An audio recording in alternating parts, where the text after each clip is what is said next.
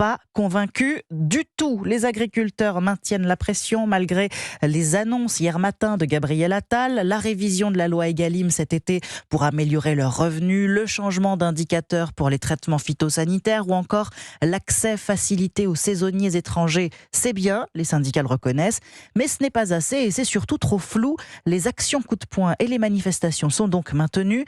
À 2 jours du Salon de l'Agriculture qui doit accueillir quelques 600 000 visiteurs, les services de renseignement ne cachent pas leur inquiétude. Jean-Baptiste Marty, vous avez eu accès pour Europe 1 à leur dernière note. Eh bien, la principale crainte, c'est la sécurité des politiques. Selon le renseignement, plusieurs dizaines d'agriculteurs veulent, je cite, prendre à partie Emmanuel Macron s'il venait à confirmer sa venue. Les autorités anticipent ainsi insultes et invectives à son égard. Des actions concrètes sont aussi envisagées. Certains éleveurs bovins prévoient de retirer leurs animaux. L'objectif, illustrer la politique de la chaise vide et l'abandon depuis 30 ans de l'élevage.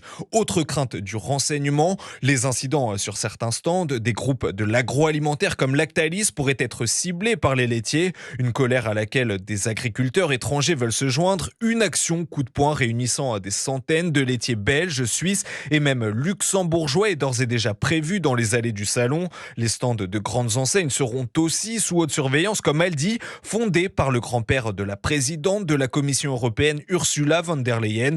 Dans ce contexte de colère, Carrefour a même décidé de faire marche arrière. Le groupe a annoncé il y a quelques jours l'annulation de sa venue. Jean-Baptiste Marty du service police-justice d'Europe 1.